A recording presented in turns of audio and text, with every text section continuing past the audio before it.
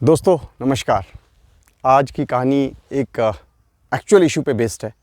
वो इशू ये है कि हम ना कई बार लाइफ में बड़े अनकंफर्टेबल होते हैं, जो कई बार हमारे माता पिता हैं या हमारी सिस्टर ब्रदर हैं, जो भी हैं, हमारी ना उनके साथ कई बार बन नहीं पाती और छोटे छोटे इश्यूज़ पे जो है ना, छोटी छोटी बातों पे इश्यूज़ क्रिएट हो जाते हैं। ऐसा अगर लंबे समय तक हो तो उससे क्या होता है कि आदमी जो है ना फ्रस्ट्रेटेड हो जाता है और उसे ऐसे लगता है यार भाड़ में जाए सब कुछ, मैं ना खुश नहीं हूँ अपनी फैमिली में। तो ऐसी एक कहानी है। मैं इसका सॉल्यूशन तो क्या आपको बता सकता हूँ, लेकिन कहानी के ज़रिए कुछ छोटी सी सीख बताने की कोशिश करूँगा। तो एक बार क्या होता, एक माँ बाप और एक बेटा और बेटी, ये चार लोग एक फैमिली में रहते थे।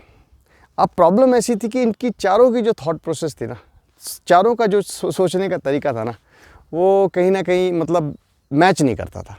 तो बहुत फ्रीक्वेंटली ना उनके बीच में झगड़ा होता था। तो जब ऐसा होता गया तो उनकी ना एक ऐसी सिचुएशन आ गई कि चारों ना बहुत अनकंफर्टेबल से हो गए अपने साथ। तो एक दिन क्या हुआ कि उनके दरवाजे पे एक भिक्षु आया जो भिक्षा मांगता है।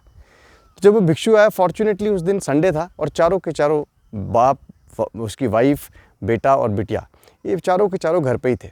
तो भिक्षु ने कहा कि मुझे ना बहुत भूख लगी, आप प्लीज़ मुझे खाना खिला दीजिए। तो उन्होंने कहा चलो कोई बात नहीं, हम आपको खाना खिलाते हैं। तो अपने आंगन में वो जो है भिक्षु को बिठा देते हैं और अपने आंगन में उसे खाना खिलाते हैं। अब आंगन में ठंड का मौसम था, धूप सेक रहे थे सब लोग।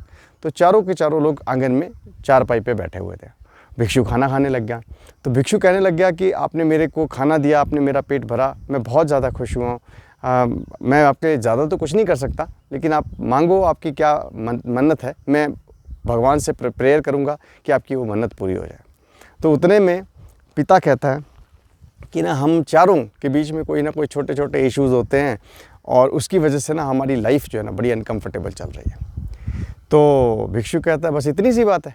तो वो तो कहते हैं इतनी सी बात नहीं है, इसने तो हमारा जीना हराम कर दिया है। कभी मेरे बेटे के साथ इशू हो रहा है, कभी बिटिया के, कभी उन दोनों का, कभी मेरी वाइफ का। तो इस तरह से बहुत सारे इश्यूज़ हो रहे हैं। तो उसने भिक्षु ने कहा कि मैं ना सिर्फ आपको एक छोटी सी बात बताता हूँ, शायद वो आपके सारे सवालों का जवाब दे देगी। तो चारों के चारों सुनने लग गए। तो भिक्षु ने कहा कि देखो, मैं आपके पास गाड़ी है? उसने बोला हाँ है गाड़ी।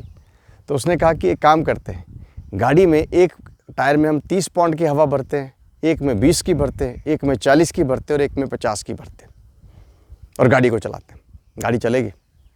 तो उसके पिताजी वो कहते हैं, जो सबसे बड़ा इंसान हो, वो कहते कैसे गाड़ी चलेगी साहब, अलग अलग हवा है सब टायर्स में, तो गाड़ी कैसे चलेगी? वो तो बिल्कुल बम्प करेगी और ठीक से चलेगी ना, तो दौड़ेगी भी नहीं। तो उसने कहा बस वैसे ही हमारी ज़िंदगी जो है ना वो ऐसी ही होती है। आपका परिवार आपका एक व्हीकल है, उसके 4 टायर हैं, एक आप, एक आपकी धर्मपत्नी, एक आपका बेटा और एक आपकी बिटिया। अगर इन चारों में अलग अलग पाउंड की हवा होगी ना, तो ये गाड़ी बिल्कुल ठीक नहीं चलेगी। इसकी हवा को 30 चारों टायर में 30 पाउंड हवा करने पड़ेगी, तभी गाड़ी दौड़ेगी। उसने कहा हाँ दौड़ेगी। तो उसने यही चीज़ भिक्षु ने समझाने की कोशिश की कि लाइफ में ना हमें फैमिली में कुछ चीज़ें ऐसी होती हैं जिसको हमें एक्सेप्ट करना पड़ता है और कुछ चीज़ें ऐसी होती है जिसे हमें सजेस्ट करके कन्विंस करवाना होता है।